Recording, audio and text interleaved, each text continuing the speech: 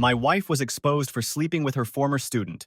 The shocking discovery I made right before our second anniversary and the ruthless payback that took down both cheaters. Welcome to Storytime Reddit, everyone. I'm a 37-year-old man, and today I want to share the story of my marriage with Yua, story that began with a casual birthday message and ended in a nightmare I never thought I'd live through. 2 years ago, I married Katesh, 35 now, a professor at a local city college. I work in marketing. We met at a mutual friends party. At first, we were just acquaintances. Nothing happened because we were both in relationships at the time. Time passed, and then on Kate's birthday, I suddenly remembered and sent her a message on Facebook, even though it was already past midnight. I didn't expect much, just a polite gesture. But to my surprise, that one message turned into an all-night conversation, and the next morning, we met up for coffee. Kate told me she didn't have any plans for her birthday, so I offered to take her out for dinner and a late-night drive around the city. We laughed and talked like we'd known each other for years. I still vividly remember looking into her eyes under the soft glow of the car's headlights and thinking to myself, maybe this is the woman I've been waiting for. Things progressed naturally after that. The love didn't come loud or fast, but it ran deep. 2 years ago, we got married. In fact, just last month, we celebrated our second wedding anniversary. I thought everything in life was going the right way. Smart wife, stable careers, no drama, no chaos. Until a few weeks ago, a close friend of mine told me he had seen Kate sitting with a young man at a cafe near her campus. The guy looked to be in his 20s. When I asked, probably just a friend or colleague, right? My friend shook his head. It didn't look like that. They were sitting really close. His hand was around her waist, and his face was right next to hers, like he was about to kiss her. Hearing that made my chest tighten. Still, I tried to dismiss it. Maybe it was just a misunderstanding. I trusted my friend, but I didn't want to believe something that horrible. I couldn't label my wife a cheater based on one second-hand observation, but from that moment on, I couldn't shake the unease. I began watching Kate more closely, every little change in behavior, every unusual move. And then, I uncovered something no one ever wants to face. The man Kate had been meeting wasn't just anyone, he was one of her former students. That's right, a former student, and their relationship wasn't innocent nor recent. It was a physical relationship that began years ago, back when he was still a senior in college, and she was his professor. At that point, I didn't have all the evidence yet, but my gut told me something was unraveling. The truth was starting to show itself piece by piece. And this time, I wasn't going to turn a blind eye. Ever since my friend warned me that he saw Kate being intimate with a much younger man, I felt like my chest was being crushed. But because I had no concrete proof, I couldn't confront her directly without risking our relationship, so I decided to investigate on my own. That night, while Kate was fast asleep, I quietly unlocked her phone. I know it was wrong, but the anxiety inside me was stronger than any guilt I felt. I checked her messages, inbox, social media, everything was spotless, as if nothing suspicious had ever happened. But then, I saw a strange name in her call history, Rumi16. Kate usually saves her students' contacts by their name and graduation year, and that call? It happened at the exact time my friend said he saw her with that guy. My gut instantly flared up. Sure, she could have been with a colleague, but a former student? I opened WhatsApp and searched for Rumi. And there it was, an entire thread filled with explicit sexting messages going back for months.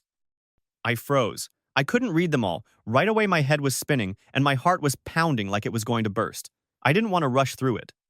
So I decided to export the entire conversation to my personal email and delete the chat history, leaving no trace behind. I didn't sleep that night. I sat alone, opened my email, and started reading, line by line. And the more I read, the more I felt like my soul was being ripped apart. Turns out, the relationship between Kate and Rumi had started back when he was still in his final year of college, while Kate was his professor. At first, she ignored his flirty messages, but eventually she confessed, "I just can't resist the desire when I look at you." And then, they slept together, multiple times. Things didn't end when Rumi graduated. Even after he moved to Texas and married a rich girl, he and Kate kept in touch, just the occasional birthday or holiday wish. But 3 months ago, Rumi texted her again. "I miss your body. I want to feel you again." At first, Kate acted like she was rejecting him, but just a few messages later, she gave in. According to the chat, they met and hooked up at least 4 or 5 times.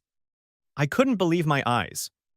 The woman I married, the one I thought was intellectual, mature, and grounded was actually someone willing to sleep with a former student, hide it from her husband, and maintain that secret relationship for years.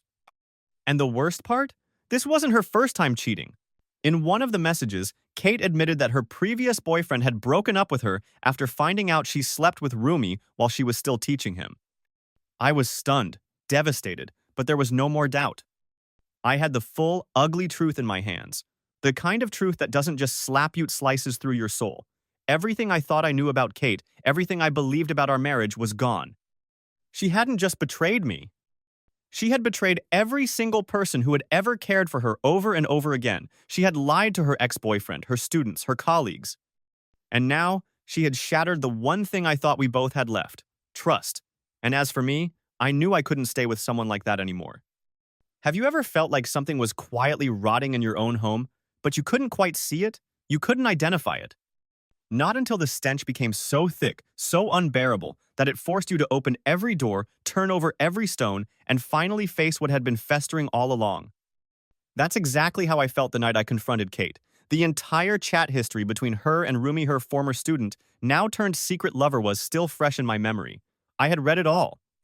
Line by disgusting line, from messages like "I miss your body" to flirty emojis to confessions that they had started hooking up while he was still a senior in college. And suddenly, it all made sense. The lies, the distance, the weird little changes in her behavior. I couldn't pretend anymore. I had proof, I had clarity, I had enough. So I picked up my phone and called her. My voice was firm, cold. "Come home, now." She sounded caught off guard. "What's wrong? I'm still out with some colleagues." That word colleagues used to be neutral, harmless. But now it was soaked in betrayal. I didn't engage. I just repeated myself. "Come home, immediately." When she walked through the front door 30 minutes later, I was already sitting on the porch. No phone, no tablet, just me and the silence, thick, unmoving, heavier than it had ever been. She stepped closer, her heels clicking on the pavement, face trying to read the situation. "Are you okay?" I didn't move, I didn't blink. I just looked up and said, with a voice as cold as the air around us, "Sorry if I interrupted your date with Rumi." That's his name, right? Everything about her face changed. Her smile fell. Her pupils widened. Her body stiffened. It was like watching someone get hit by a truck in slow motion, and then she said it. The one thing I feared the most, but still didn't expect. "You violated my privacy?" I laughed. Not the kind of laugh that comes from joy, but the hollow, bitter kind. The laugh of a man who just realized he's been living in someone else's fantasy while thinking it was real life. "You slept with your former student?" I said slowly, "and now you're blaming me for finding out?" She said nothing, nothing at all. I gave her a chance to explain, to lie, to cry, to beg. But she didn't take it. Instead, she just shrugged, like she was admitting to borrowing my sweater without asking. "Fine, yes, I slept with Rumi, but it was just physical. No emotions involved. You're seriously blowing this way out of proportion." My mind couldn't process the sheer indifference, the detachment. As if what she did wasn't a betrayal but a minor lapse in judgment. "Just physical?" I repeated, more to myself than to her. She stood there, arms crossed, like she was the victim, like I had just accused her of stealing my parking spot instead of years of my life. "You're being impulsive and irrational," she said flatly. "This isn't a reason to destroy our marriage." I looked at her for a long time, then stood up. My hands were shaking, but my voice? Steady. "This isn't the first time you've cheated on someone, is it?" She furrowed her brow, trying to act confused, but I didn't give her a chance to fake innocence. "Your ex, he left you too. After finding out you were sleeping with Rumi, back when you were still his professor. Boom, that landed." She snapped. "That's in the past. It has nothing to do with you."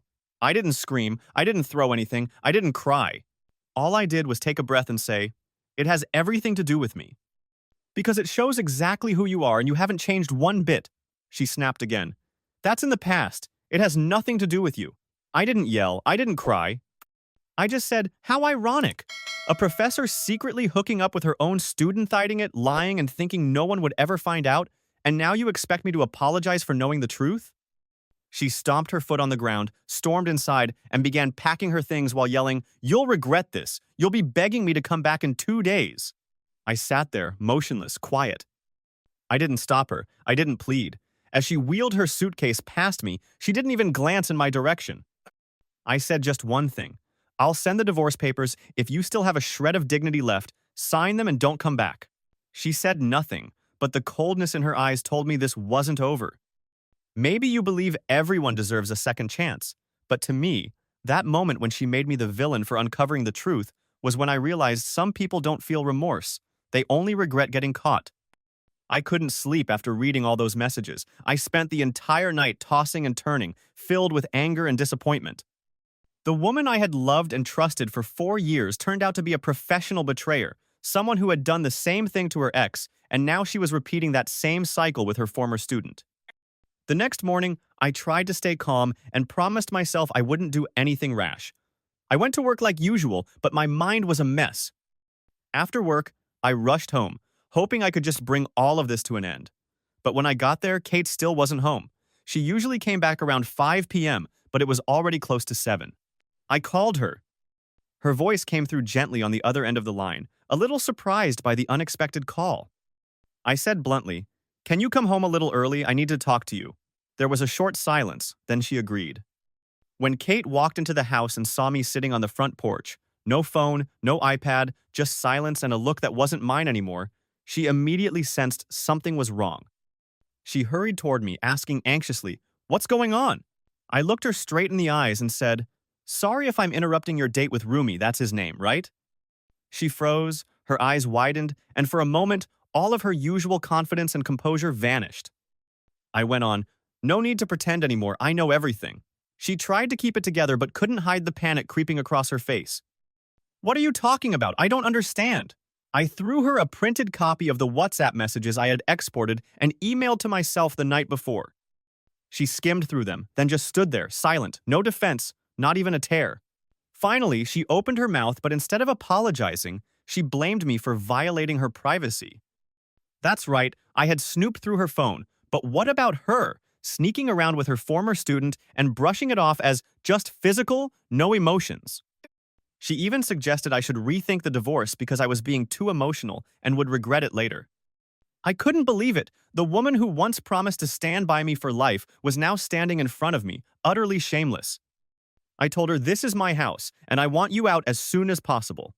She stormed inside in a rage, packing her things, still yelling that, "You'll be begging me to come back in 2 days." I stayed on the porch, completely silent, watching her walk out of my life without a goodbye, without even a glance back. Before I shut the door, I made one thing crystal clear.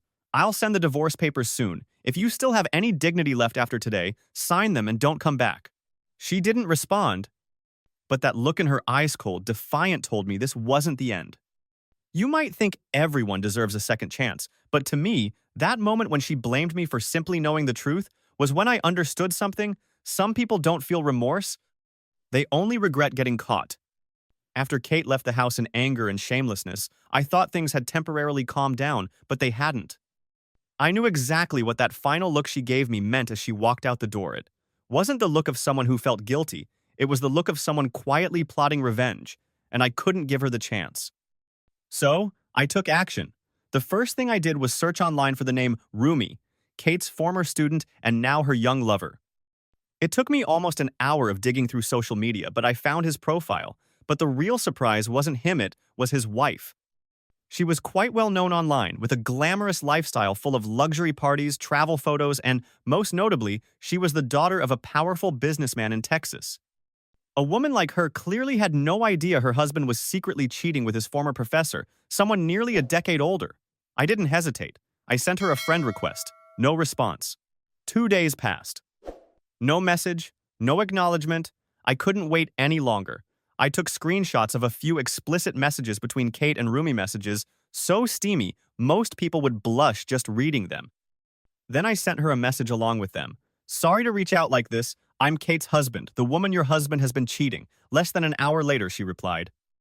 It was a short message, just a few lines, but composed and clear. "Send me everything, all of it." I asked for her email, she responded immediately. I sent her the entire chat archive, nothing redacted, nothing altered, so she could see the full truth about both of them. One message even had Rumi calling her the rich girl and admitting openly, "I miss your body, I want to feel you again." She didn't respond right away, but a few hours later she messaged me again. I read everything. Thank you for being honest. I'll handle this in my own way. That was the last I heard from her for almost a week. I started getting worried, partly because I didn't want her to be hurt, but also because I realized Rumi was dangerous. He had been living off his wife's wealth and status, and if exposed, he'd likely lash out. I tried contacting her again, no luck. Her social media was silent, no response to emails. I kept wondering, is she okay? I was afraid I had unintentionally pushed an innocent woman into a battle with a truly awful man. I sent a few more short messages, calm and respectful, just to let her know I was concerned, not out of curiosity, but out of basic human decency. On the 8th day, she called. Her voice trembled, but it was firm. She told me that after reading the messages, she immediately booked the first flight back to Texas. She didn't want to confront Rumi alone, so she brought in her parents. And they did something completely unexpected. They didn't even mention the affair. Instead, they quietly launched an investigation and uncovered evidence that Rumi had been embezzling money from the company. I was stunned. She told me, I don't need him to go to jail for cheating. I want him to lose everything, his reputation, his money, their trust, and my dad can do that better than any court ever could. I stayed silent, not knowing what to say other than thank you. That was the last time we spoke, but deep down, I knew she and I, two people betrayed, had become unexpected allies. And even if we never spoke again, in that moment, we stood on the same side for one thing only. The truth had to come to light. I never thought I'd say this, but Kate's would-be mother-in-law was even more shocked than I was when she found out the truth about her daughter. After gathering enough evidence of Kate's affair with her former student, I decided to contact her mom. At first, I was still conflicted. A part of me hoped maybe her mother could talk some sense into her and this whole thing could end more peacefully, but no, it turned out she had no idea what was going on. When I asked if Kate had been staying with her, she froze and replied, "She's not with me. What's going on, dear?" I sighed and said it straight. I think it's best you hear this directly from me. Your daughter has been having an affair with one of her former students. I have proof. I'm filing for divorce. She was silent for about 10 seconds, then said, Can you show me the evidence? I had no energy left to persuade anyone, so I sent her everything, the full chat logs between Kate and Rumi, from flirtatious messages and explicit sex to them secretly meeting while I was out of the house. Everything. Not even an hour later, my phone blew up with voice messages from Kate herself. But they weren't apologies. They were angry, blaming, and downright vicious. She said I had ruined her life, destroyed her true love with Rumi, and even threatened to sue me for violating her privacy. I didn't respond. I just let the messages sit there wanting to see how many different masks she could wear. A week later, my lawyer sent the divorce papers. She refused to sign. Not only that, Kate announced she would fight for half of my house. The house that was under my name, fully paid for before we ever got married. Ridiculous. She claimed she had sacrificed her teaching career to support me in my work, and though I work in marketing and never once asked her for help. Then she cited emotional distress and public exposure of private matters. No guilt, just pure entitlement and greed. If it weren't for a competent lawyer and rock-solid proof of her affair, I probably would have lost the house. But thankfully, the law was on my side. Kate was forced to back down and sign the divorce papers without getting a dime from me. What shocked me most, though, was her mother's reaction. After seeing the evidence, she completely cut contact with her daughter. She sent me a long message, which basically said, "Son, I'm sorry. I never knew my daughter had gone down such a wrong path. I can't defend her behavior. I hope you find peace." I didn't know how to respond. Maybe, of all the people involved, she was the only one who wasn't fake. And Kate? She kept living in denial. On Facebook, she posted melodramatic messages claiming she was betrayed by her husband and that no one understood her true love. But her colleagues weren't fools. I only shared her messages with a few people in the department. The rest spread on their own. I'm not proud of that, but after everything she did, I don't regret it. The lesson I've learned? Not every cheater is sorry. Some of them, when caught, don't reflect. They retaliate. They make excuses. They attack. Just so they never have to look in the mirror and admit they are the problem. And me? I no longer need an apology. I need freedom. And I'm finally taking the first steps toward it. I thought everything was finally over after I sent Kate the divorce papers, but then it was Rumi, her young lover, who gave me a plot twist more dramatic than any soap opera. It happened just days after I had sent the chat logs between Kate and Rumi to Rumi's wife, the same woman he called the Texas Princess, daughter of a well-known business tycoon. At first, I thought she'd explode the whole thing, make a social media scandal, maybe even confront Kate face to face. But no, she went completely silent. Silent to the point where it actually scared me. I sent follow-up messages, no response. I even started to worry something had happened to her. I tried messaging through alternate accounts. And then, after 3 days, she finally replied. She said, "I've read everything, thank you, I'll let my father handle it." I didn't even have time to process what that meant when, a few weeks later, Rumi messaged me out of nowhere, and his first message made me laugh out loud. "Dude, your wife is legit crazy. She keeps clinging to me, demanding I marry her, while I just saw it as some fun." Ah! So the karma wheel had finally started to turn. Rumi thought he could cheat on his wife, sleep with Kate, and go on living like nothing had happened, but what he didn't count on was that his father-in-law wasn't someone to mess with.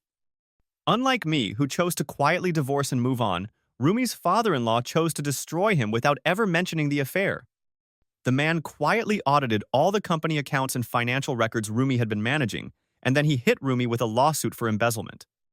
I don't know if Rumi had actually stolen money or if it was just a convenient excuse, but the result was clear. Rumi was ordered to repay an enormous amount. If he failed to do so within 3 months, he'd be facing criminal charges. Rumi was still reeling from the fallout of his teacher-student romance turning into a disaster. He messaged me, asking if there was any way to clean up the situation. I read it, and didn't respond. After that mess, Kate figured out that I was the one who had sent the chat logs to Rumi's wife. She lost her mind. She started calling me from unknown numbers, screaming, threatening, even sobbing and begging me to take it all back. "You've ruined everything," Rumi said. "I destroyed his entire life because of you. Are you happy now?" I calmly replied with one sentence, "I didn't ruin anything. You're just reaping what you sowed." I thought she'd finally feel ashamed and back off, but no, Kate doubled down, storming into my lawyer's office, demanding the house, demanding assets, even trying to sue me for emotional damage. At that point, I was too tired to keep playing nice. I sent a copy of the chat logs to a few of Kate's colleagues, the ones who had respected and trusted her, and guess what happened? The entire department blew up like a shaken soda can. Kate went from being seen as a model professor to the latest scandal whispered about in every faculty room. Colleagues distanced themselves, students gossiped. Exactly as I predicted, she crumbled without me having to lift a finger. And me? I sat on my balcony, sipping coffee as the sun set, thinking to myself, sometimes you don't need revenge. You just have to turn on the light, and the truth will burn down everyone hiding in the dark. And finally, it was over. I got the message from my lawyer Kate had finally signed the divorce papers after months of drama, games, and her unforgettable victim act where she demanded my house, compensation, and sympathy. She initially tried to claim my house as part of the marital asset division, the same house I had purchased long before we got married, fully under my name, a place I had poured my heart into building as our home. And now, the woman who betrayed me, who had an affair with a former student, had the audacity to say, "I'm entitled to it because I've been emotionally damaged." Can you believe that? Luckily, I had a great lawyer, and even more importantly, I had undeniable proof. The sexting messages between her and Rumi, the former student nearly 10 years younger than her. I submitted everything, and the court handled it swiftly. No division of assets, no compensation, uncontested divorce, case closed. I could have let it all end quietly there. But Kate wouldn't let go. She started spreading lies to her coworkers, telling them I was the cheater, that I was abusive, that I ruined our marriage. I stayed silent for months, but this time, I'd had enough. I sent copies of the chat logs to a few of her close friends at work, people who had once told me to forgive and move on. Just as I had expected, the entire department exploded like an anthill doused in gasoline. Word spread faster than any of us anticipated.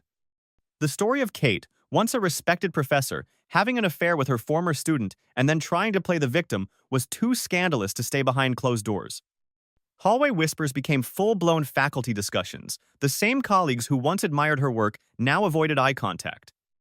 It didn't take long before the university suspended her from teaching and opened a formal investigation. Everything she had built her reputation, her career, her credibility collapsed within days. And me? I didn't feel proud or vindicated. I felt peace. For the first time in months, the weight pressing on my chest began to lift. As for Rumi, he didn't walk away clean either. His father-in-law, who was also his employer, accused him of embezzling from the company. No public scandal, no mention of the affair, just a quiet audit, a mountain of evidence, and a crushing financial penalty. If he didn't pay up, criminal charges were waiting. Whether he actually stole or it was just a powerful father protecting his daughter, I don't know. I don't care. The message was clear. You crossed a line. When I heard about it, I didn't laugh. I didn't celebrate. I just smiled. Because karma always shows up. It might be late, but it never forgets. I started over. I removed every trace of Kate from my home. Fresh paint, new furniture, even a new bed. I didn't want a single reminder of what had been. I cut off contact with Rumi's wife too. Shared pain didn't need to grow into anything else. Next week, I'm heading to Montana. Alone. Not to run away, but to start again. Sometimes, losing everything is the only way to figure out what truly belongs in your future.